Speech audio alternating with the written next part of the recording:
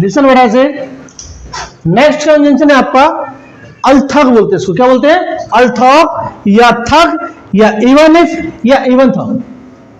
Understand? हाँ, देखिए इसका सेंस होता है यद्यपि, हालांकि या भले ही। सेम है तीनों, ठीक है, सेम है, यद्यपि, हालांकि, भले ही। यदि हिंदी में यद्यपि लिखा है, हालांकि लिखा है, भले ही लिखा है, तो किसी भी कंजंक्शन का यूज आप कर सकते हैं। लेकिन इसमें एक केस है, वो केस मैं आपको बताऊंगा। एक्सप्रेशन देखिए, यदि वाक्यों के संयोजन में, संयोजन मतलब होता है जोड़ना, यदि वाक्यों के संयोजन में यद्यपि, हालांकि, भले ही का प्रयोग हो तो अर्थात, थक, इवन इफ या इवन देन का प्रयोग करते हैं। क्लियर? हाँ।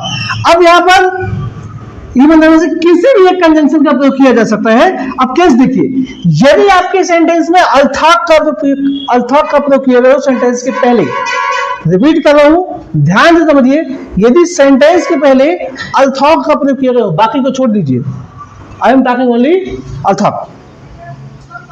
यदि आपके सेंटेंस में सेंटेंस के पहले अर्थात का प्रयोग किया गया हो, तो जो सेकेंड सेंटेंस होगा उस सेंटेंस के पहले यट का प्रयोग करना पड़ेगा आपको। क्लियर?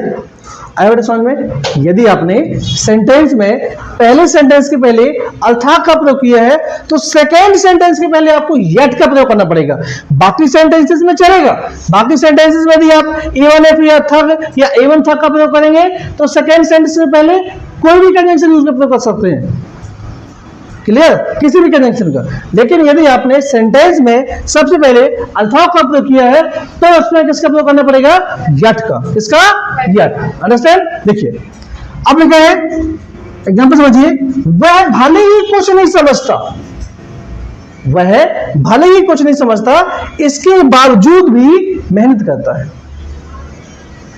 क्लियर? वह भले ही कुछ नहीं समझता, इसके बावजूद भी वह मेहनत करता है। देखिए तो क्या आएगा?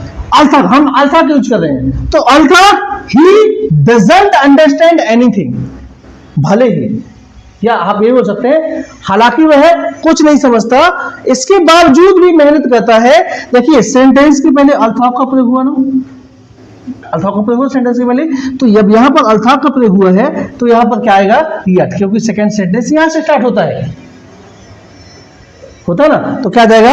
अर्थात he doesn't understand anything yet he works, वह कुछ नहीं समझता, इसके बावजूद भी वह मेहनत करता है। अंडरस्टैंड?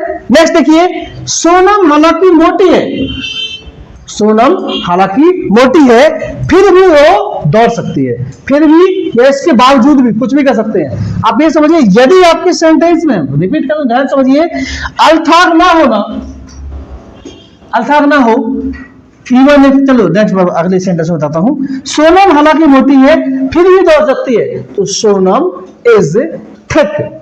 थिक मीन्स होता है मोटा और थिन मीन्स होता है पतला।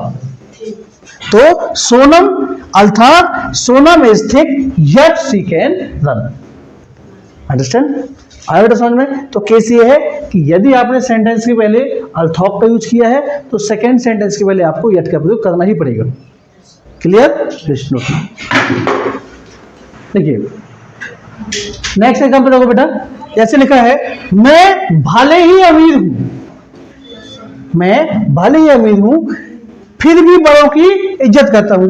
अब यहां पर देखिए थर्ड नहीं है, मतलब थर्ड THOUGH यहां पर नहीं है, तो यदि यहां पर थर्ड नहीं है ना, तो यहां पर आप कुछ भी कर सकते हैं, इवन कर सकते हैं, इवन इफ कर सकते हैं, एक्शन कर सकते हैं, हाउएवर कर सकते हैं, और क्या था?